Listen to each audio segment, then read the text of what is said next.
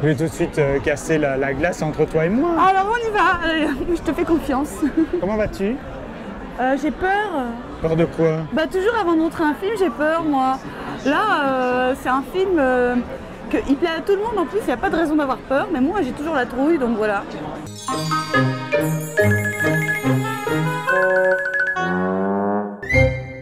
Alors Keeper, c'est l'histoire de deux jeunes qui tombent amoureux. Ils sont très jeunes, ils ont 14 ans.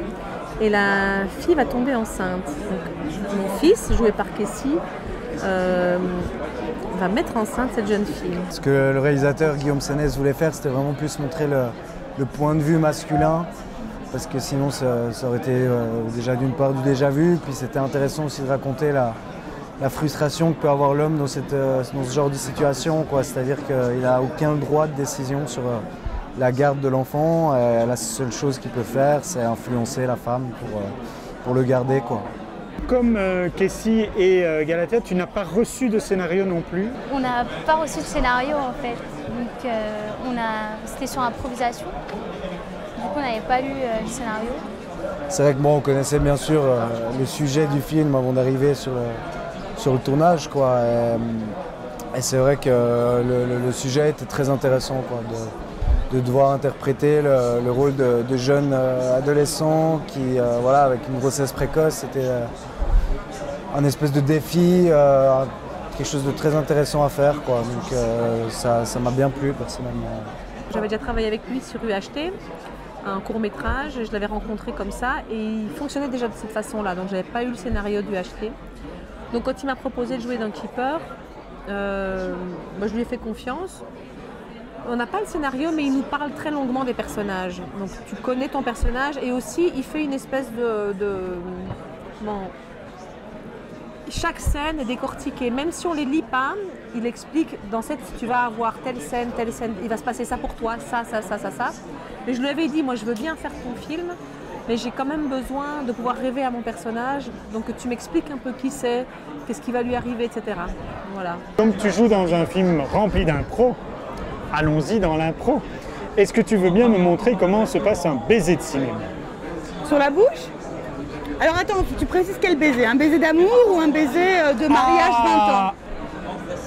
Mariage 20 ans, c'est comme ça. Bonne nuit. Et après, tu veux que je t'embrasse devant tout le monde? Parce que j'ai bu de la bière. Bah, Kessie aussi. Il l'a fait? Non, il m'a pas embrassé, je ne lui ai pas demandé, il a 16 ans. Enfin, alors attends, on va faire le premier baiser. Là. Le premier baiser comme si on avait 16 ans, toi et moi, d'accord? Ah oui, le premier baiser de 16 ans. On est timide, mais normalement c'est toi qui dois y aller d'abord. Hein.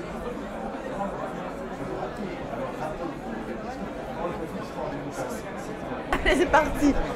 Alors il faut que tu me fasses un petit peu, tu vois, faut que tu me prennes comme ça. Et tu vas me faire valdinguer un peu à l'envers, tu vois. Ouh là là, comme ça. Voilà. Ah oui. Pas trop long pour que les gens, parce qu'ils commencent à applaudir. Et voilà. Comment c'était de jouer avec deux jeunes acteurs? Ils sont super professionnels, hein, Kessie et Galatea, donc tu n'as pas du tout l'impression de devoir en faire plus ou moins, ou j'en sais rien. Kessie déjà, il a une filmographie assez impressionnante. Tout à fait. Il a commencé à 8 ans, je pense. Dans Home. Voilà, exactement, d'Ursula Meyer, très beau film. Et donc voilà, on a un petit professionnel, voilà, pas différemment qu'avec un autre. Moi, ce qui m'impressionne avec Kessie, c'est qu'il est hyper mature. Ben oui, ça fait même un peu peur. Non, c'est marqué sur ma carte d'identité 20 octobre 1998, malheureusement. J'ai coupé le 8 en 2 et du coup ça fait 20 octobre 1993. Mais on voit que j'ai coupé le 8 en 2, du coup ça le fait pas trop. Mais c'est vrai qu'on me dit que je suis un peu souvent plus... J'ai l'air plus vieux que mon âge. Ouais. Bon, Kessie est suisse aussi. Voilà, mais ouais. figure-toi qu'il est désolé d'avoir 16 ans, mais pas d'être suisse. Ça, je comprends pas. Ça, c'est un peu parce que les Suisses, en fait, comme ils ont tellement un complexe d'infériorité, et ben maintenant, ils assument de ne plus l'avoir, mais ils se forcent beaucoup. C'est bien la Suisse. La Suisse, c'est très bien pour étudier, et les artistes s'adorent, et ça s'entraide beaucoup. Ça, c'est très rare. Il est mature, mais ça reste un grand gamin quand même. Hein. Bon, il m'avait dit des choses très gentilles sur ça, mais sur toi-même. Sam Loué qui joue dans le film. Ouais. Et sur toi-même, je te propose qu'on l'écoute. D'accord, ok. Elle est très maternelle, bah, elle a un enfant, elle vient d'avoir un enfant il n'y a pas très longtemps, je crois il a 5 ans à peu près. Voilà, elle a quelque chose de très maternel, autant dans le jeu qu'en dehors, quoi, donc c'est très agréable. C'était un vrai partage, enfin, ils avaient tellement de choses à nous apprendre aussi. Il m'a dit aussi qu'il trouvait que c'était sympa de tourner en Belgique parce qu'on buvait beaucoup de bière. C'est vrai, moi jamais, hein, moi je bois pas. Mais bon, à 16 ans. Oui, mais il boit de la bière, oui. Je ne buvais pas de bière, je regardais les autres boire leur bière et ça me faisait du bien. Oui, on lui a dit, hein, bois moins, bois moins. Alors il m'a dit qu'il n'en buvait pas. Mais j'ai quand même surpris sa bière sur la table.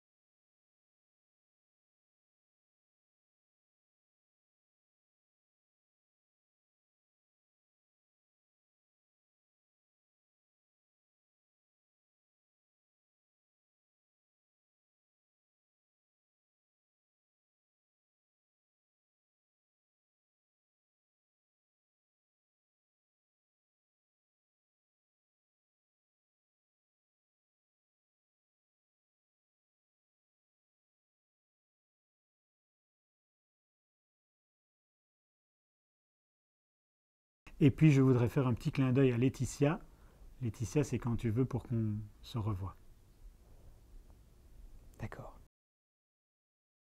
Je me tue à te le dire. Ah non. Je me tue à le dire. À le dire, oui, je ne te dis rien en fait.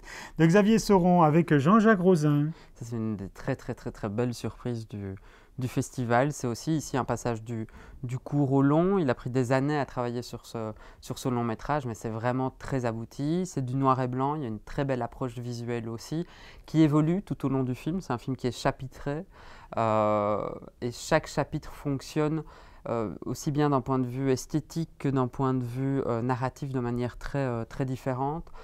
Il construit vraiment un cinéma très singulier, ce qui était déjà le cas dans ses courts-métrages, notamment le dernier, L'Ours Noir, qui était en compétition court-métrage national aussi ici.